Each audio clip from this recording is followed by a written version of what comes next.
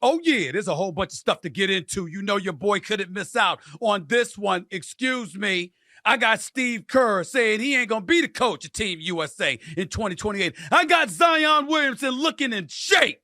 I mean, you're seeing muscles. You're not seeing fat or blubber or anything like that, okay? You ain't hearing about him hiding food under the bed so security don't find it out.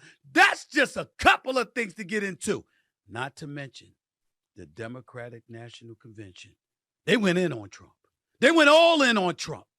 And just like the Republican National Convention, the first 3 days have been spent with that particular party showing out, showing off, and handling their business. But Trump messed everything up when he showed up to speak on a Thursday night to close out the convention. The last thing on earth Vice President Harris needs to do is remind everybody of Trump, especially if she's like him. What the hell am I talking about? We know. We're about to find out, too. The Stephen A. Smith Show in the house right now.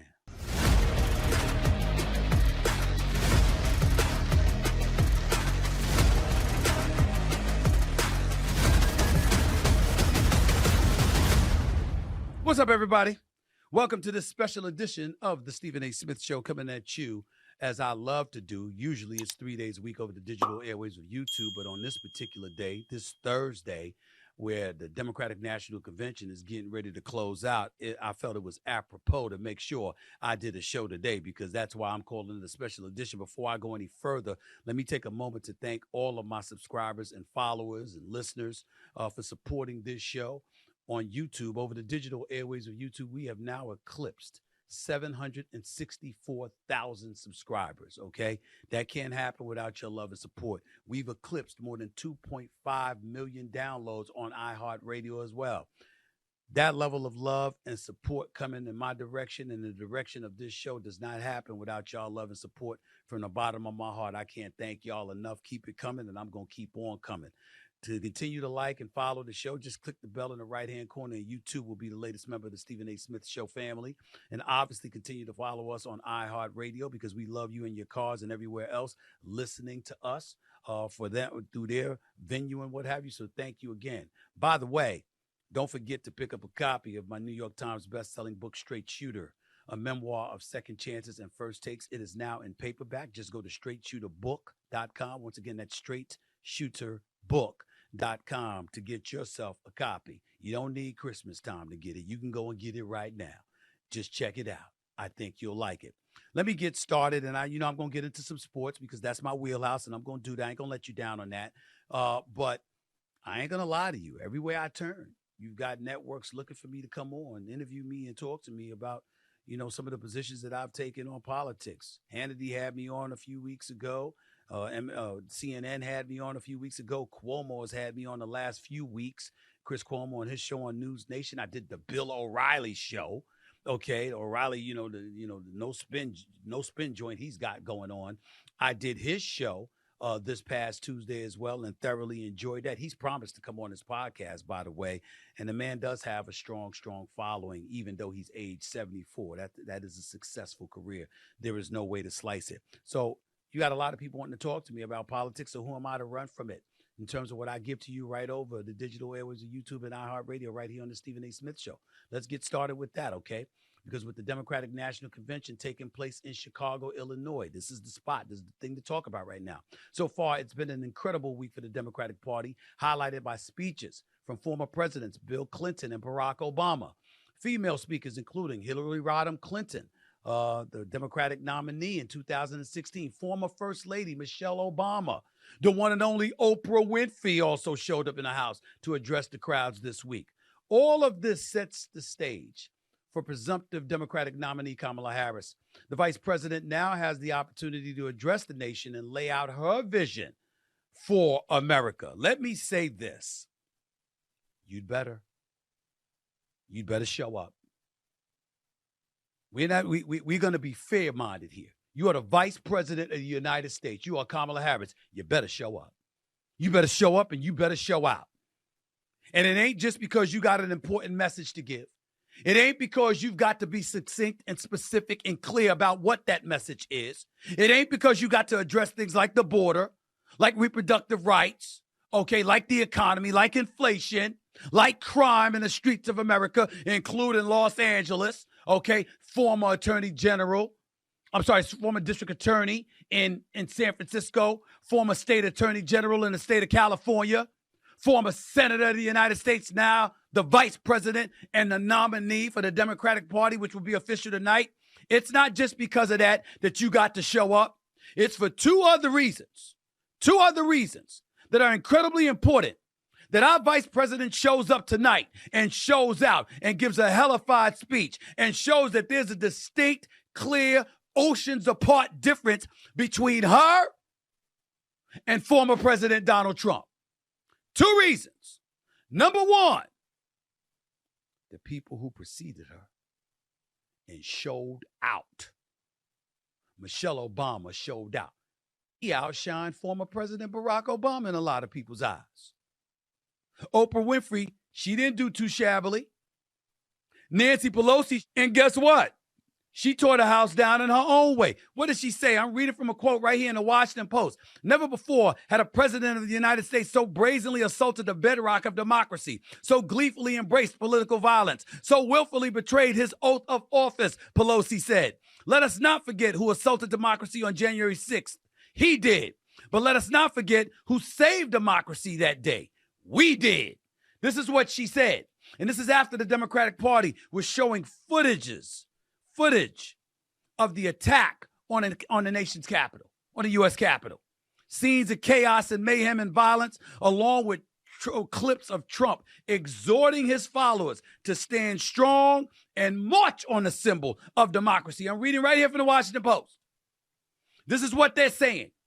So they showed the imagery of Trump. They showed the imagery of the insurrection. They showed the violence. They showed the chaos. They showed the mayhem. They showed all of that. But then they also showed out with their speeches.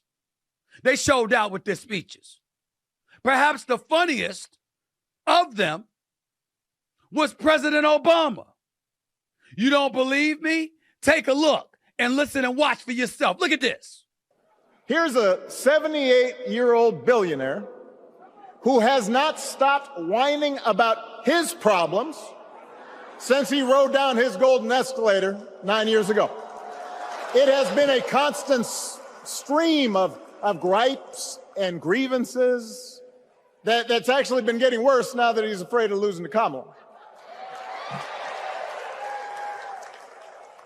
There's the childish nicknames, the crazy conspiracy theories, this weird obsession with crowd sizes.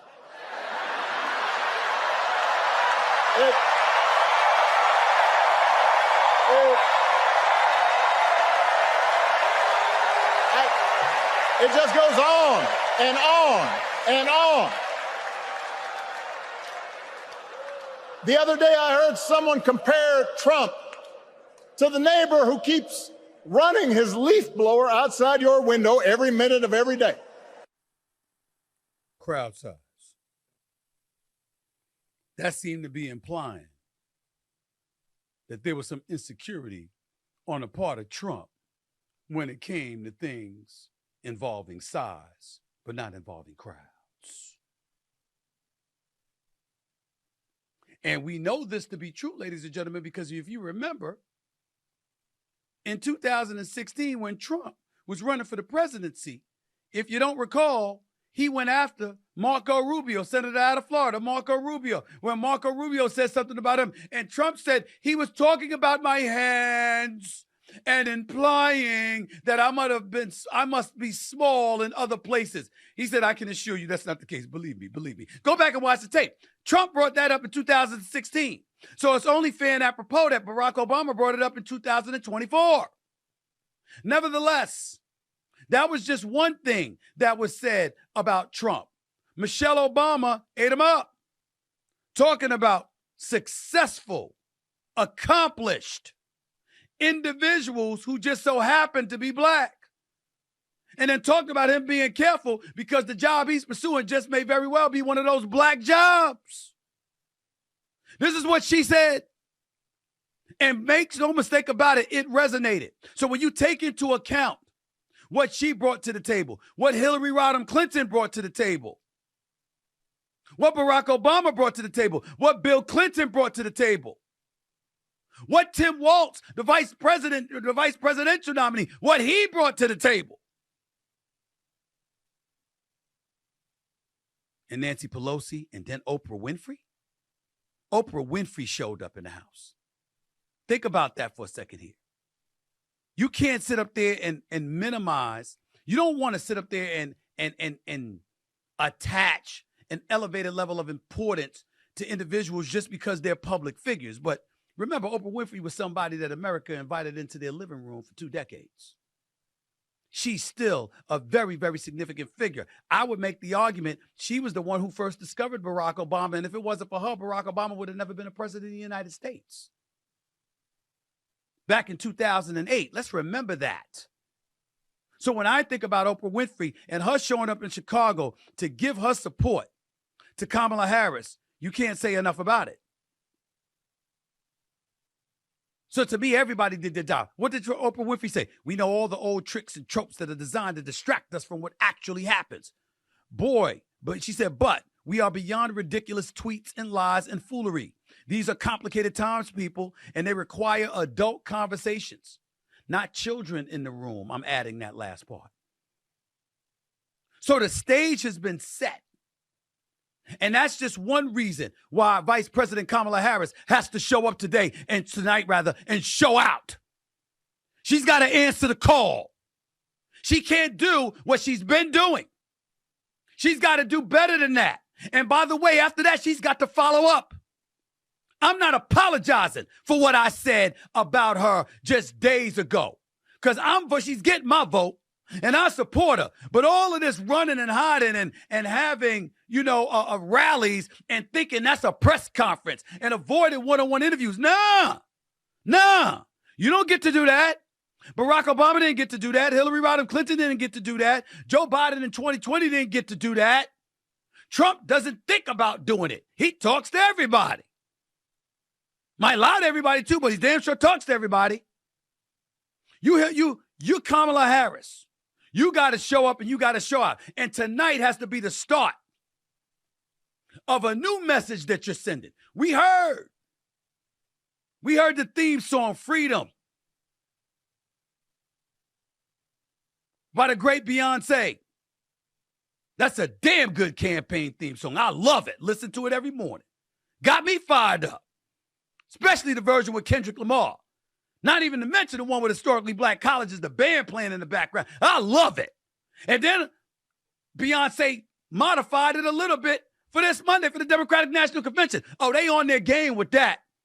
You see flavor. The Republicans improved their flavor with their national convention in Milwaukee last month, but it wasn't this.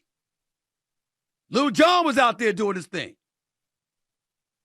John Legend was out there doing his thing.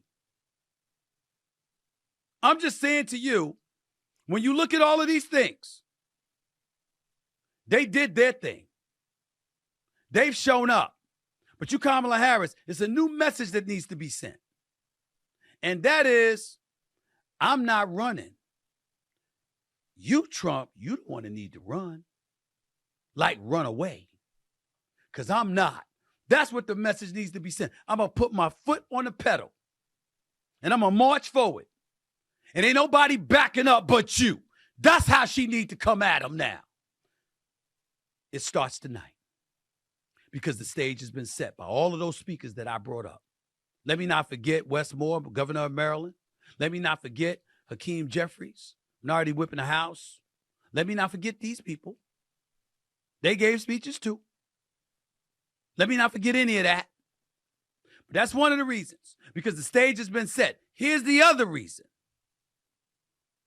That Vice President Harris has to show up tonight.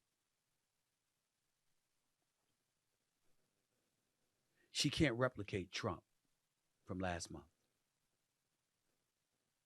Her speech has to be on point. She can't do that. She can't do otherwise. You can't have folks setting the stage for you, old and young, black and white, male and female. You can't have these people setting the stage for you and you the nominee and you wet the bed with a weak speech. You can't do that tonight. That can't happen. Because then they will be comparing her to Trump. They will be comparing her to Trump. And that won't be pleasant. She cannot do that. She cannot. And you also have to understand why, too. Because we got to put this stuff on Front Street. They keep talking about stuff like Trump, a threat to democracy. Trump, a threat to democracy. Okay. The way he acts, his petulance, his belligerence, his immaturity, his childishness. Okay. I'm down for that. That's why I don't want him. That's why I don't want him. But they better start being careful about the threat to democracy, because you see, in a democracy, you get to compete when you're vying for election wins. The skids were greased for Joe Biden. I told y'all last year we needed a new president. Didn't I say that, Wes? Didn't I say it? Speak up. Let the audience hear you. Did I say that, Wes? Yes, you said it. I said it. Griff, you know that. Griff, you said, smile at me when I'm talking to you. Smile in affirmation, damn it. I said it. I said it. Yo, we need a new president. I was vilified. I was excoriated. They talked to me. They called me everything but a child of God. There was no primaries. So we didn't see the Dean Phillips of the world or anybody else. What is it? Marianne Williamson or whomever. We didn't even see RFK Jr. because he was running as an independent. We didn't see anybody go up against Biden because the skids were greased for him. And if it hadn't been for what now appears to be one of the most flagrantly unwise decisions in the history of politics, him electing to debate Donald Trump on June 27th, when usually debates for the presidency occur after the national conventions take place. But in this case, he did it beforehand to prove that there was no slippage. They knew Biden was slipping. Didn't tell nobody. You still sent them out there. You still had him doing what he was doing. And you didn't put any primary foes against him. Well, is that democratic? You got people now looking at our vice president. And they're saying, wait a minute. When we last saw her in a primary battle, she couldn't even make it to Iowa. Now here she is, as a member of the Biden administration, the Biden and Harris administration, as the vice president.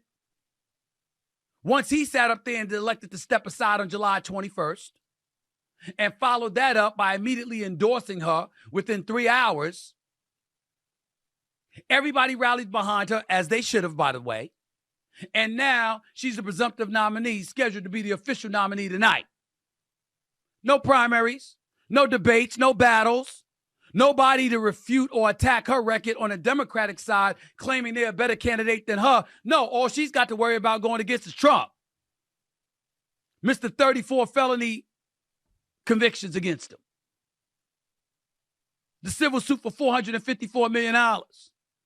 Mr. Impeached twice as president. That dude. So after all the stuff that you didn't have to go through to be in this position, to directly be able to go up against him, you got to take him down on your own. On your own.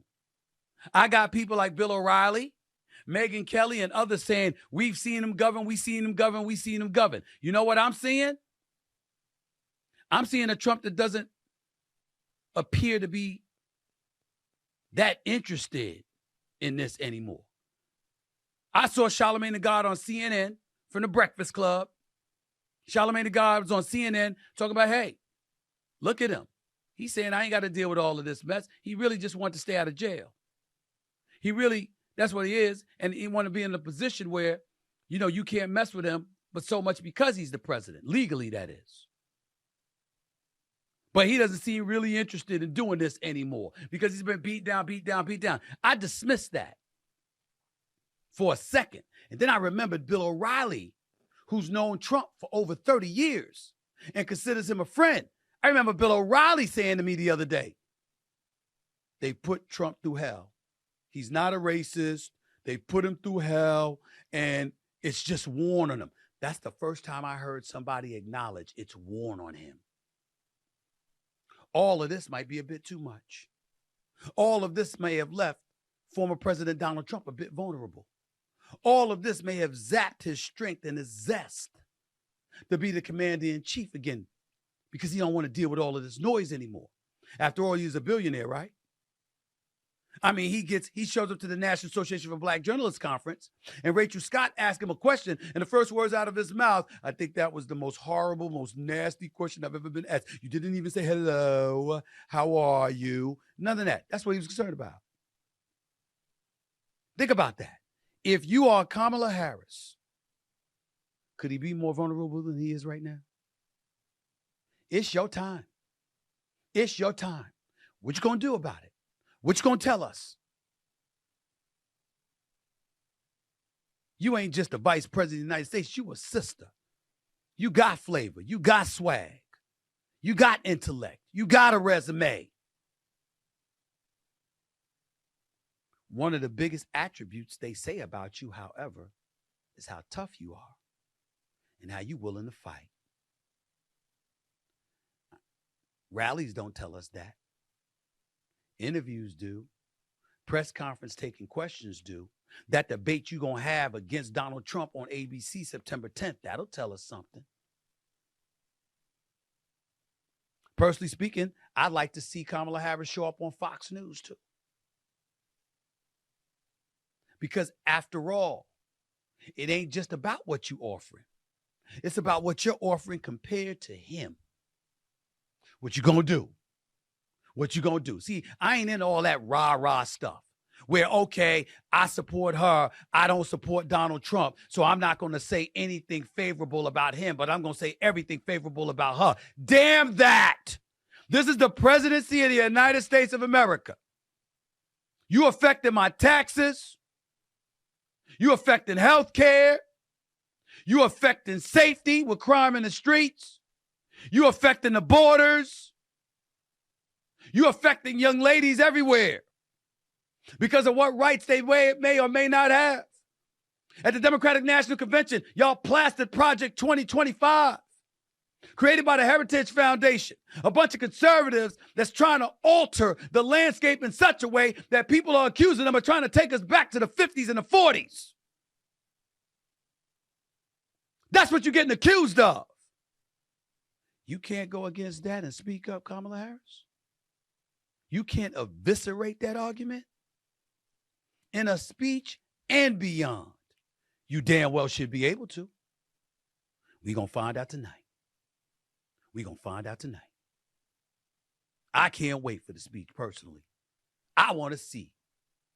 Because right now, my last word on this point is this. Right now, although she has my support, because I can't support him, I got to tell you something. So far, after these first 3 days of this Democratic National Convention, even though she's the nominee, it had me wishing Michelle Obama was the nominee. A speech, a terrific speech from Kamala Harris tonight can change all that. What you gonna do? What you gonna do? I'm gonna transition to sports next. I've said all I had to say about politics for this edition of the Stephen A. Smith Show. I got some sports stuff to get into. Steve Kerr, Zion Williamson, and a bit more. Don't touch that dial. You're listening to the Stephen A. Smith Show over the airwaves of iHeartRadio, and of course, you're watching over the digital airwaves of YouTube. Back with more in a minute. I want to take a second to let everyone know that the NFL season is fast approaching, but you don't have to worry because PrizePicks, it's got you covered. That's right. With America's favorite sport around the corner, PrizePicks is going to help you cash in. In case you didn't know, PrizePicks is a daily fantasy app where you can select 2 or more of your favorite players and then pick more or less on their projected in-game stats. What's even better, PrizePicks is something for every sports fan. Choose from the WNBA, Major League Baseball, boxing, and everything in between. You can pick Josh Allen, Asia Wilson, and Aaron Judge all in the same entry. I make my picks and submit early, all in less than 60 seconds. Then I sit back and I watch. And get this, sign up with code SAS and PrizePicks will give you $50 instantly when you play your first $5 lineup. Your lineup doesn't need to win to receive the $50 bonus. It's guaranteed. All you have to do is play a $5 lineup on PrizePicks and you'll get $50 instantly. So pick more, pick less. It's that easy. Welcome back to the Stephen A. Smith Show right here over the digital airways of YouTube and, of course, iHeartRadio. Let me get to some sports items. That's my wheelhouse. I got a few things on my mind, actually.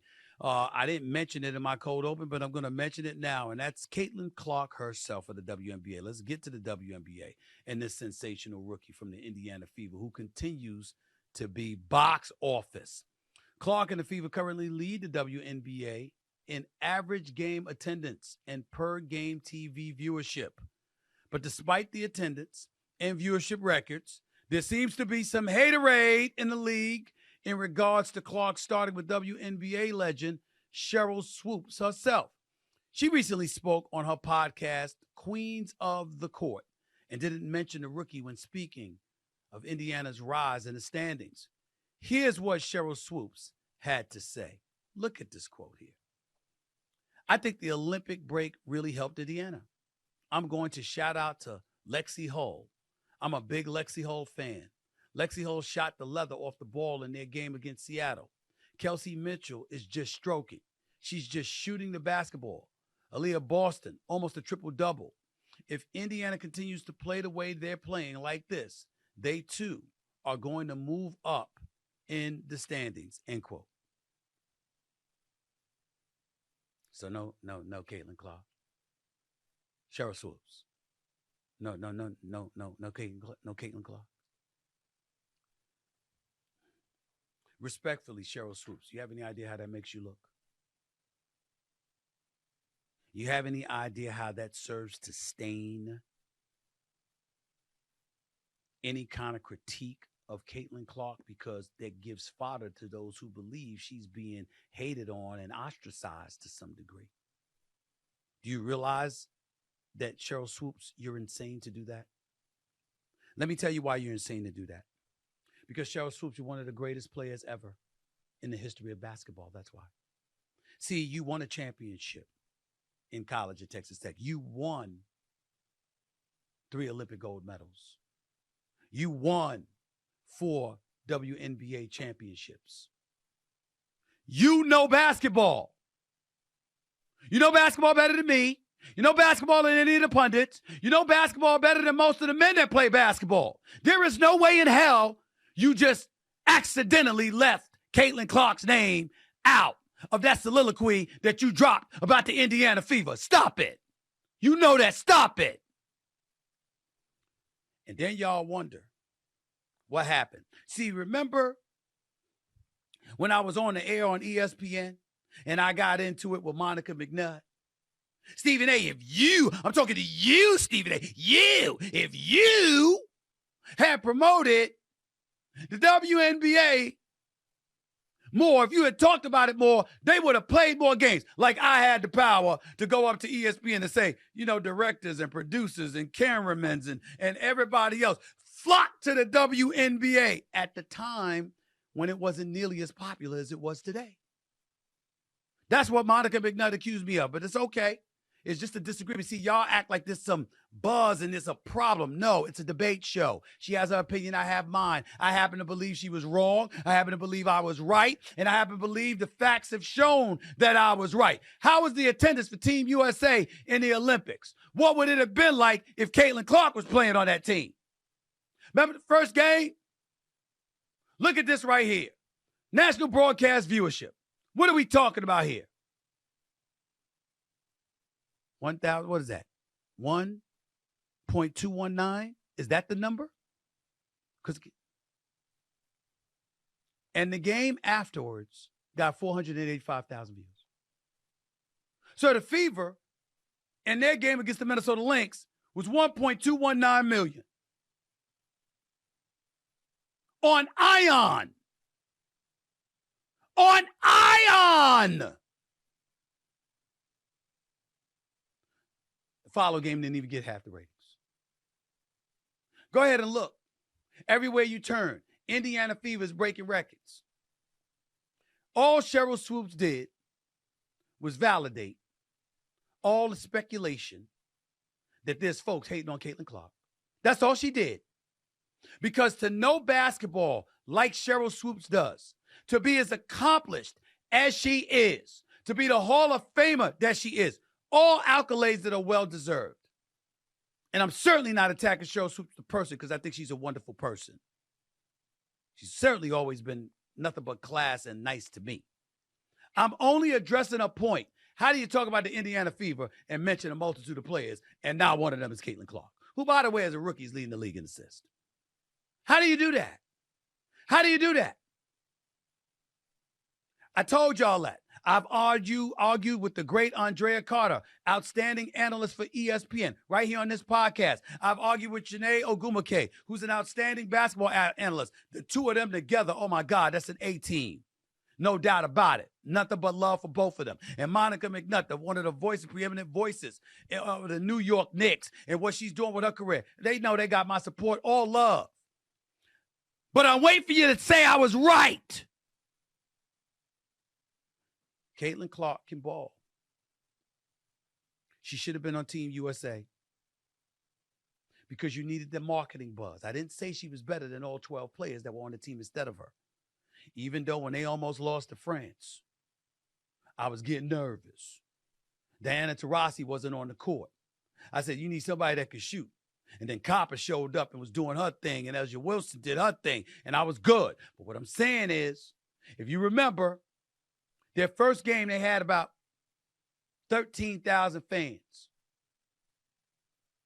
Somebody else had 15. Everybody else had over 20,000 plus. You think that would happen if Caitlin Clark was on that team?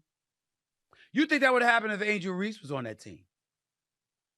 But especially Caitlin Clark. Caitlin Clark is coming. Some people think she's already arrived. I don't. I think she's going to be even better. And I think that what she has done for women's basketball, especially in this country, has been phenomenal. There is no woman, no matter how great you were as a player, Sheryl Swoopes, there is no woman who should negate mentioning Caitlin Clark and what Caitlin Clark is doing for the game. I know the Monica McNutts and others were getting very, very frustrated at all of the buzz that was going in her direction, not to hate on Caitlin Clark in any way, because I'm sure Monica McNutt does not feel that way. She just knows that there were people on the ground pounding the pavement that were doing so much for women's basketball everywhere that deserved their praise. She was absolutely right in saying that. We don't disagree, but that's utopia. Reality is it didn't happen to this level until Caitlin Clark showed up. Call it the Great White Hope. Call it white being right. Call it whatever you want. See, I'm a person that doesn't, I recognize that reality, but I don't resent it. I figure out ways to do it to my advantage. I ain't apologize for that, Wes. I ain't apologize for that, Griff. I ain't apologize for that, Galen. I ain't apologize for nothing. There are people in our industry who happen to be white that got paid. I ain't mad at them. I'm grateful to them. Thank you for setting the stage. Hell yeah. Ain't hate. Rising tide lifts all boats. Whatever it takes for everybody to get fed, I'm all for it. You a WNBA player? Caitlin Clark gonna get you paid. I'd figure out a way to be her friend. Or her friend of me. That's what Angel Reese has done. Angel Reese could play. She was doing good things at LSU. Do y'all notice when she became relevant?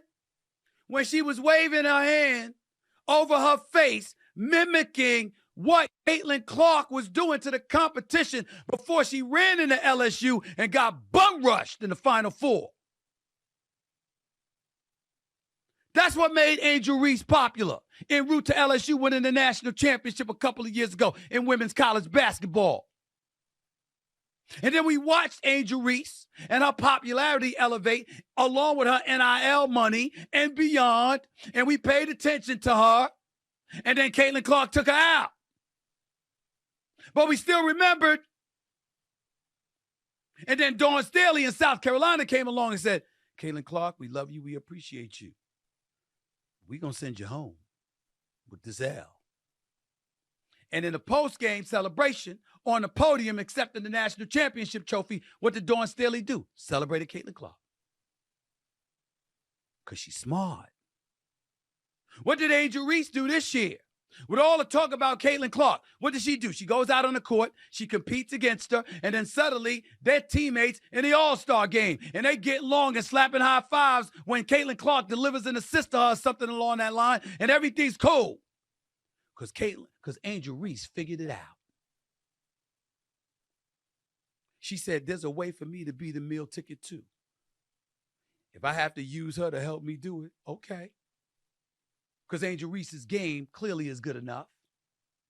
Her personality clearly is sensational enough. The issue is she wasn't running from it. She embraced it. Sheryl Swoopes, take notes. You ain't playing no more. But you're a Hall of Famer and a champion and a basketball savant. You know good and damn well you had no business talking about the Indiana Fever without mentioning Caitlin Clark. Come on, Sheryl Swoopes. Come on. You are so much better than that.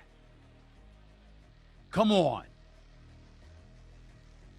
Still got more to get into. I told you about Steve Kerr and Zion Williamson, right? I promise you I'll get into that, and I will. After you hear from our sponsors. Back with more in a minute. It pays to get paid on Cash App. Some people think paying overdraft fees is unavoidable. When you deposit your paycheck on Cash App, you can get up to $50 in free overdraft coverage. Having a little cushion to give you peace of mind at no extra cost is a very beautiful thing. If you could deposit your paycheck on Cash App and get up to $50 in overdraft coverage at no cost, would you? I'm talking about up to $50 in free overdraft coverage. A little peace of mind in case of oversight at no extra cost. Now that's something to think about. Stop sitting on the bench with people who can't play and get into the game with Cash App. So once again, getting paid on Cash App isn't just convenient. Cash App has got you covered. It pays to get paid on Cash App. That's money. That's Cash App. Download Cash App from the App Store or Google Play Store today. Welcome back right here to the Stephen A. Smith Show over the digital airways of YouTube and, of course, iHeartRadio. Let's get to the NBA, where social media is buzzing over the apparent weight loss transformation that's happened with Pelicans superstar Zion Williamson. Yo, y'all, check out this photo. Look at this man. This is Zion from this past weekend as he was hosting a basketball camp in Spartanburg, South Carolina. The Pelicans forward looks noticeably thinner heading into this season compared to when he first entered the league. Okay, so we got to get that out the way first. Williamson has been historically injury prone, but last season he played a career high 70 games and led the Pelicans to the playoffs. Let me say this. I'm proud of Zion. I'm proud of Zion. They say here it was only the second time in 5 seasons that Zion didn't miss at least half of his regular season games. All true. The brother's a career 24-point per game scorer. He averaged 22 last year. He's a man-child on the basketball court. Extremely powerful. Okay? And his problem was food. I mean, that's just the way it was. I'm not exaggerating when I tell y'all, you've got people in the NBA that says he was hiding food under his bed. because the Pelicans obviously had people checking up on him to make sure he tried to engage in some level of containment when it came to his diet, and that brother wasn't trying to hear it. He wasn't trying to hear it. If you notice, we say very little about Zion's game because we know when this man wants it, he can go get it. Now, they say he's at about 281, that his aspiration is to get to about 271. He was at a minimum of 285 when he played at Duke. He was bigger than that when he was in high school. I mean, I'm just looking at Zion right now, and I think about the Pelicans, and if this brother is on the basketball court, it's a different animal. What I was most excited about watching Zion Williamson was his last game against the Lakers when he got hurt in the play-in tournament.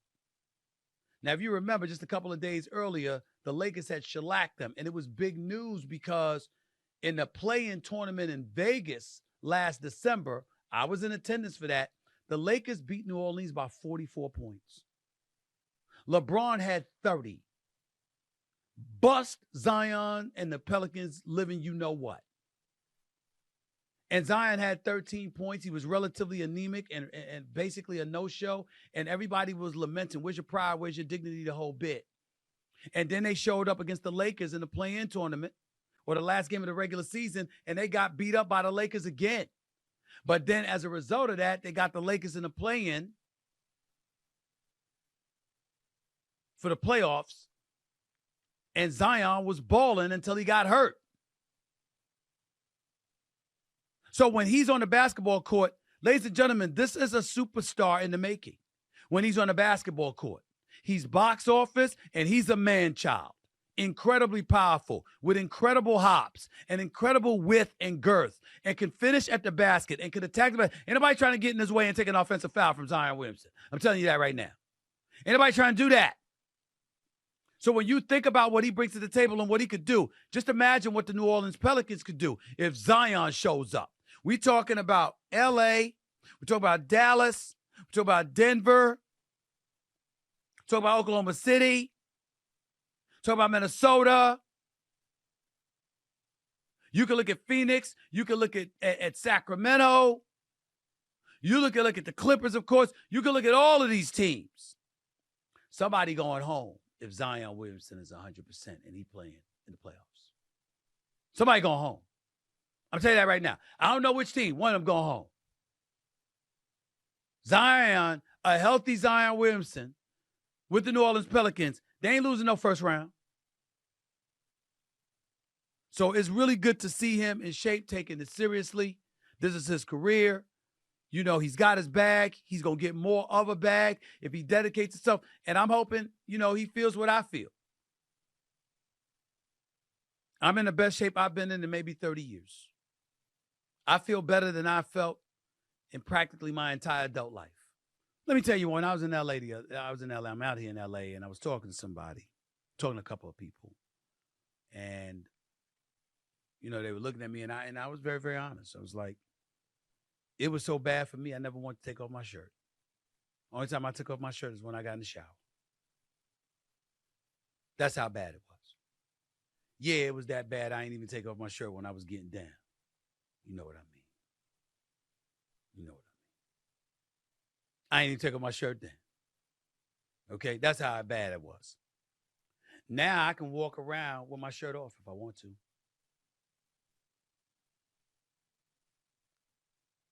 The reason why I want to get personal is because I want to say this to Zion, but I also want to say this to all of you out there. Commit yourself to 45 minutes. Whether it be cardio, lifting, whatever. Get in the gym. All of this Ozempic stuff and all this. Yo, y'all. Let me tell you something. If you taking that and that's all you doing and you ain't in the gym, you might lose your weight, but you're going to look nasty. You're going to look gaunt. You're going to look drawn. You're going to take care of yourself. I'm telling you, that don't work. Get some supplements and vitamins and get your behind in the gym. 45 minutes a day, 5 days a week.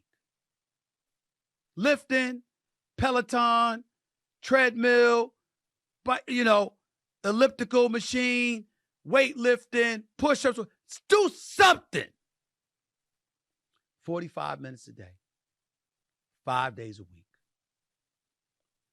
I promise you, in a month's time, you're going to be mad when you do less than 5 days a week. You'll be mad because you know you ain't doing what you're supposed to be doing. And it's going to affect you. Trust me on this. Trust me on this. I'm not lying to you. I'm serious. And that's just for us that's working every day. What if you Zion and you get 200 million and the prospects are out there for you to get an additional 500 million? And the world is your oyster. All you got to do is cut back on eating whole wings and whole turkeys and a bunch of burgers and steaks and everything like that. And you discipline yourself not to be gluttonous, but also to put in the work. Imagine what you would do. That's all I'm saying. I'm at a point now, if I miss a day, that's all I give myself. As Kobe Bryant, the late, great Kobe Bryant would say, I don't negotiate with myself. It's a minimum of 6 days a week in the gym. Minimum. If I ain't doing that, I'm pissed off. Because I ain't taking care of myself. That's what you got to do. Drink your water. Make sure you have your electrolytes. Eat a banana. Eat some fruit. Cut back on the white bread, the white pasta, the sugar. And get your ass in the gym for 45 minutes a day, 5 days a week.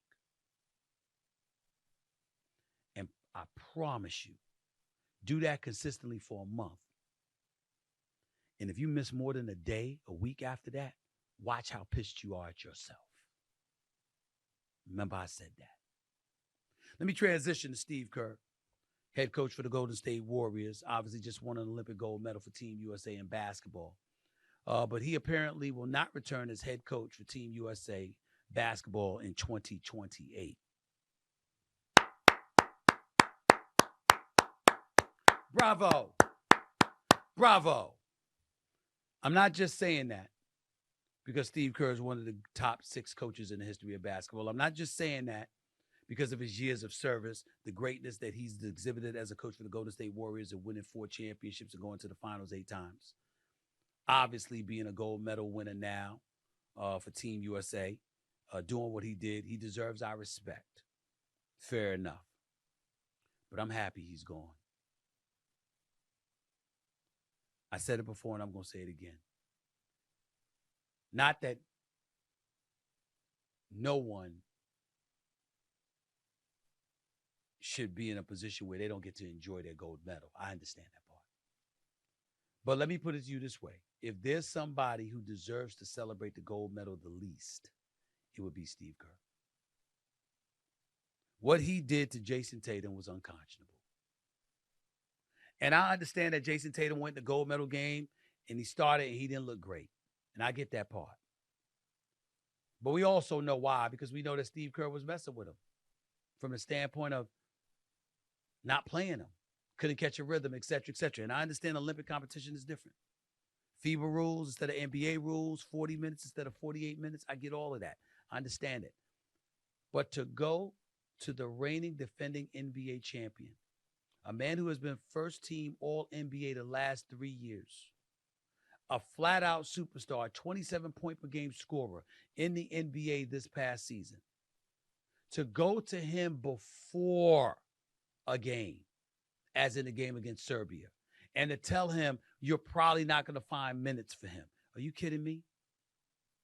Did you tell Derek White that? Did you tell Drew Holiday that? They play on the Boston Celtics. They spent the whole year deferring to Jason Tatum. How the hell you going to come up with, where am I going to play? Where am I going to play? Well, we got LeBron out there. We got KD out there. We got all these people. Last time I checked, Jason Tatum could play 4 different positions. He could have played 2 guard and Steph Curry played point. He could have played the 3. He could have played the 4. I'm not saying he had to make monster minutes. I'm not saying that you don't see how the game is going and you don't make adjustments. But to not play him in 2 games, that's egregious. And I'm not gonna lie to you. It has me wishing that Jason Tatum, as a Boston Celtics, goes against the Golden State Warriors while Steve Kerr is still coaching them and busts their living ass.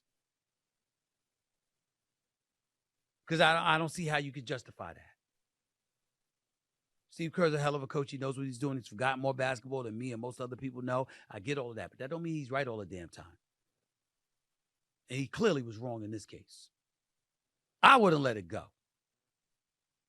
I'm Jason Tatum. I wouldn't even think about playing in the 2028 Olympics if Steve Kerr was the head coach. Wouldn't even think about it. By the way, it's hard to know who I'm rooting for between Eric Spoelstra of Miami and Ty Lue for the Clippers. But both of them are in line to be the next head coach for Team USA. After all, Steve Kerr was an assistant under Popovich in 2016, and obviously lost last year when they were doing the World FIBA Cup, all of this other stuff. Won a gold medal with Popovich in 2021 rather, as an assistant. And it was his turn to coach. Fine. I hope he doesn't do it anymore. I'm glad he's not doing it anymore. If I'm Jason Tatum, it would be mandatory that he's not a part of it if I'm going to be there. That's just me. Before I get to your tweets, let me get into the world of professional soccer. Yesterday, international soccer star Cristiano Ronaldo launched his own YouTube channel called You Are Cristiano. And within 90 minutes, ladies and gentlemen, it broke the YouTube record for the fastest channel to 1 million subscribers. So I've been doing this for 16 months. I'm at nearly 765,000 subscribers. This brother does it, and he's at 1 million in one day. That's an international star. That's a rock star. I ain't mad at him. The channel features content of the legendary Portuguese superstar and his family and has grown to 25 million subscribers and counting as of this afternoon, surpassing Lionel Messi's channel, which has just 2.31 million subscribers in comparison. Ronaldo is the most followed person on social media with nearly 1 billion followers between Facebook, X, and Instagram, the latter platform of which he boasts an incredible 636 million followers. He's a monster. He's a monster. Make no mistake about it. He's the Kardashians of soccer, if not sports. With that amount of followers, what can you say? What can you say? I can't say anything about it. I got to give him love and respect. He deserves it. Great, great player. And here's what I love, too. I saw him playing the World Cup, and he had a shot on goal. It was one-on-one, penalty kick, and it got stopped. And this brother he felt awful, and his mother was in the suite crying. And all I could think about is, that's what I'm talking about. He really cares. They really care. It matters. That's what you want to see from your athletes. You don't want to see all this nonchalant stuff. Oh, the sun will shine tomorrow. We getting ours. We still getting a check. Nah, that's not how they roll. That is important. And I love that about Cristiano Ronaldo. He's big time. Make no mistake about it. I got love for him. I know I do. Congratulations. I wish I was him when it came to those followers. I ain't gonna lie. We being honest about it. Let's be honest about it. Anyway, before I get on out of here, let's check out a few of your tweets you've sent to me on X. I want to do these tweets sometimes. I'm in the mood to do them today, okay? Stephen A. Smith, what would you have to do to defeat a prime Mike Tyson? Huh? Me? Well, here's what I would do. First of all, I would last more than the 91 seconds Michael Spinks lasted because I'd run from him the whole time. I'd circle around the ring. You know what I'm saying? I'd stick my head between the ropes so he couldn't hit me. I'd come in, I'd fall down. You remember the way Pernell Whitaker fell down when Felix Trinidad had him in the corner and he just sat on his backside? I'd do something like that. I'd be running. So let's get that out the way. Secondly, I'd probably poison his food or something before the fight. I mean, Mike Tyson would kill me. I'd have no chance other than that. I'd poison him. And then he's knocked out, but people don't know that until I hit him. So I can fake it and act like it was me. That's about the only chance I'd have of beating Mike Tyson. I can't think of anything else. You understand? See. I mean, he headbutted me. He headbutted me. Hey, look. I can't tolerate that. I've got kids to raise. Remember when he did that after Vandy Holyfield bit his ear? And he's being interviewed at the post-fight conference? Or he bit Holyfield, my bad. When he bit Holyfield, and then after that, he did the post-fight conference. I got kids to raise. Please. That man's a monster. Make no mistake about it. I'm still not excited about him fighting Jake Paul, though. The man's 58 years old. I'm not excited about that at all. I need Jake Paul to fight real fighters now, real boxers. And I'm not saying Mike Tyson wasn't one, of course. I'm just saying he's 58 years old. I need to see Jake Paul fight somebody around his own age and see what that manufactures into. Next tweet, please. Give it to me. Stephen A. Smith, if you were the Lakers coach, how would you fix the team? I'd get a couple of shooters. They drafted that kid Connect out of Tennessee, so that's great. That's a step in the right direction. I'd go out and I'd get another one. That's how I would do it. In my perfect world, the Lakers would have had Klay Thompson. In my perfect world, the Lakers would have had Klay Thompson. With Anthony Davis and LeBron James and Klay Thompson, I believe that would have exponentially made the Lakers more formidable. I don't like Klay Thompson. I know he will help because he's that kind of a player. I personally don't like him that much on Dallas because Luka holds the ball and dribbles it too damn much. I don't like him that much on Dallas, but I would have loved to have seen him in LA because even though LeBron James holds on to the ball, I think LeBron James would have done a better job setting him up than Luka Doncic will do. But I could be wrong. We shall see. Last tweet. Let's go. Let's go to it, please. One more tweet. Stephen A. Smith, what is the proper chugger to chew ratio when making train noises? I don't have the slightest idea what the hell you're talking about. Choo choo, choo choo choo choo choo choo. How about 7? Choo choo choo choo choo choo. I'll go with 7. All right. Why? I have no damn idea because that is a ridiculous question. But I answered it anyway because I'm a man of the people. That's it for this edition of the Stephen A. Smith Show. Hope y'all enjoyed it. The special edition of the Stephen A. Smith Show. Reminder to make sure you watch the Democratic National Convention in Chicago, Illinois, because tonight the Vice President of the United States, Kamala Harris, will be officially recognized as the nominee for the Democratic Party for the presidency of the United States of America. She will be speaking tonight. She's got a lot of shoes to fill with those people who spoke before her. Can she hold up? Can she hold her own? Or will she sound like a rambling Trump did the last night of the Republican National Convention? I sincerely doubt that will happen. But I'm also praying it won't either. Until tomorrow, everybody, Stephen A. signing off. Peace and love.